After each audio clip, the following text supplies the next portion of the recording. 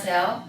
오늘은 요나서 3장에서 4장 다음 주에 이어서 온 세상을 마음에 품으신 하나님이라는 제목으로 한번 공부해 보겠습니다.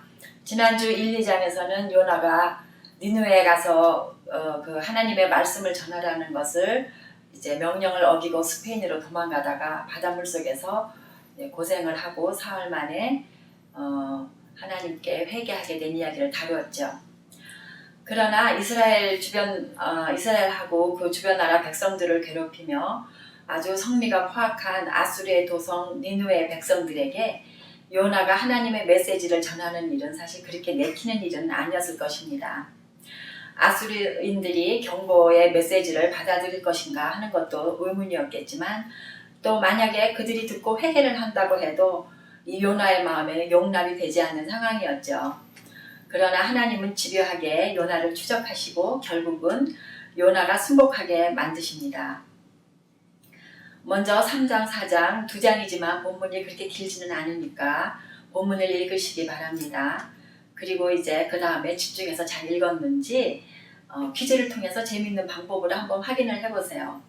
퀴즈는 다음 중에 하나님께서 요나를 가르치시기 위해서 사용하지 않은 것은 무엇인가? 1번 박넝쿨, 2번 벌레, 3번 뱀, 4 동풍, 5번 햇빛. 물론 3번 뱀이겠죠. 처음 단어는 3장 1절에서 4절입니다. 순종을 요구하시는 하나님. 하나님은 또다시 요나에게 너는 어서 저 큰 성읍 니느웨로 가서 이제 내가 너에게 한 말을 그 성읍에 외쳐라 하시면서 요나는 이제 하나님의 메시지를 전하러 니느웨로 가서 외치고 다니게 됩니다. 그런데 사실은 하나님의 의도와는 좀 다른 행동을 하고 다녔어요. 하나님은 니느웨 백성들이 잘못해서 돌이키기를 바라서 요나에게 그 메시지를 전하라고 하신 것이었는데 요나는 그저 40일 후에 니느웨 성이 무너지리라 라는 그런 경고만 전하고 다닌 것입니다. 아수르 사람들이 죄에서 돌이켜서 죄사함을 받기 원하는 그런 안타까운 그런 마음, 긍휼의 마음이 전혀 없었던 것이며 온전한 순종을 드린 것은 아니었습니다. 두 번째 단원 3장 5절에서 9절입니다. 마지못해서 하는 이런 작은 순종을 통해서도 능력을 보이시는 하나님입니다. 이 성읍은 커서 사흘을 걸어야지나 돌아볼 수 있는 큰 성읍인데 이 요나가 하루 동안 이제 걸어다니면서 메시지를 외쳤다고 했죠. 그러한 요나의 성의 없는 태도에도 불구하고 니느웨 사람들은 의외로 놀라운 반응을 보였습니다. 첫 번째, 니느웨 사람들이 외국 사람 요나가 전하는 하나님의 말씀을 믿었어요. 그리고 두 번째, 낮은 자로부터 왕까지 자신들의 죄를 인정하고 회개의 표시로 굵은 베옷을 입고 잿더미에 앉아 온 백성과 가축까지도 금식을 하게 했어요. 이런 겸비한 모습을 보인 거죠. 세 번째, 하나님께 힘껏 부르짖어 기도하며 나쁜 길에서 돌이키고 용서를 구하는 진정한 회개의 모습을 보였습니다. 지난주에 읽었던 그 열왕기하 14장 25절에 보면은 이것은 이스라엘의 하나님께서 그의 종인 가드 헤벨 사람 아미떼 아들 요나 예언자에게 말씀하신 그대로였다라고 기록되어 있듯이 요나는 예언을 아주 잘하는 능력 있는 선지자로 알려져 있었던 것 같습니다. 그런데 자기가 40일 후에 이 성읍이 무너지리라고 예언을 선포하고 다녔는데 그 사실이 일어나지 않게 되면 자신의 명성에도 지장이 있을 것을 생각하고 자존심이 꽤 상했던 것 같아요. 그 다음에 3장 10절에서 4장 4절까지 세 번째 단원입니다. 요나의 불평을 책망하시는 하나님.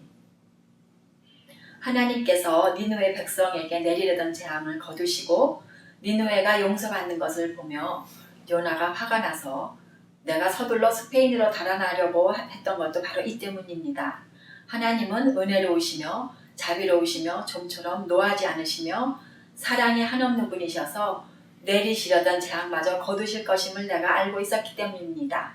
라며 이렇게 되느니 차라리 죽는 것이 낫겠다고 분을 내고 있고 하나님께서는 내가 화를 내는 것이 옳으냐 하고 책망을 하시죠.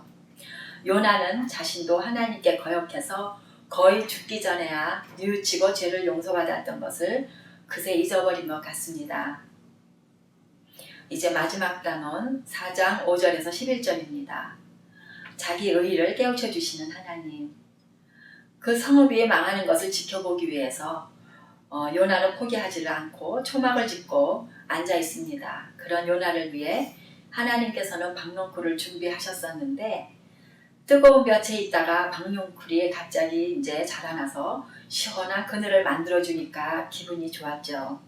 그런데 또 갑자기 벌레가 그 박농쿨을 다 갉아먹고 이제 뜨거운 날씨에 기력을 잃고 힘들어지자 차라리 죽이라고 하나님께 대들며 요나가 분을 냈습니다. 하나님은 내가 수고하지도 않았고 내가 키운 것도 아니며 그저 하룻밤 사이에 자라났다가 하룻밤 사이에 죽어버린 이 식물을 내가 그처럼 아꼈는데 하물며 좌우를 가릴 줄 모르는 사람들이 12만 명도 더 되고 짐승들도 수없이 많은 이 큰 성읍 니느웨를 어찌 내가 아끼지 않겠느냐 라고 요나의 어처구니 없는 자기 의와 무자비함을 일깨워 주십니다. 이제 학습 문제를 보겠습니다. 요나는 하나님이 왜 니느웨 백성을 용서하실 것이라고 믿었나? 4장 2절 말씀이죠. 하나님은 은혜로우시며 자비로우시며 좀처럼 노하지 않으시며 사랑이 한이 없는 분이셔서라고 얘기하고 있습니다. 우리는 이제 어떻게 할 것인가? 창세기 12장 2절 내가 너로 큰 민족이 되게 하고 너에게 복을 주어서 내가 크게 이름을 떨치게 하겠다. 너는 복의 근원이 될 것이다. 라며 하나님께서 아브라함을 부르셨을 때부터 이미 하나님의 마음속에는 온 세상 사람들을 마음에 품으시고 구원하시고자 하는 계획을 가지고 계셨습니다. 요나는 스스로의 모습도 또 하나님의 심정도 정확히 알지 못했고 하나님의 부르심에 거역했고 불순종했고 또 불평한 자신이 니느웨 사람들보다는 의롭다는 우월의식을 가지고 있었습니다. 나는 하나님이 소중히 여기시는 그 누군가에게 사랑과 용서와 은혜의 메시지를 전하는 대신에 그들을 정죄하고 멸시하고 있지는 않은지를 생각해 봐야 되겠습니다. 재미있는 것은 하나님께서 신약성경에서도 이렇게 자비심 없는 그런 저는 아주 자기 의에 가득 찬 어떤 한 사람을 예화를 통해서 보여주고 계십니다. 바로 누가복음 15장에 그 돌아온 탕자의 이야기죠. 아버지께 미리 유산을 받아서 다 탕진하고 돌아온 작은 아들에게 아버지가 이제 용서를 해주시고 자비를 베풀자 큰아들이 화가 났어요. 나는 이렇게 여러 해를 두고 아버지를 섬기고 있고 아버지의 명령을 한 번도 어긴 일이 없는데 내게는 친구들과 함께 즐기라고 염소새끼 한 마리 잡아주신 일이 없습니다. 그런데 이 창녀와 어울려서 재산을 다 삼켜버린 이 동생이 오니까 그를 위해서는 살찐 송아지를 잡으시다니 그러면서 이제 막 따지잖아요. 그런데 바로 이것이 우리 모두의 모습이 아닐까 생각해 봤습니다. 감사합니다. 은혜로운 목장 예배 되세요.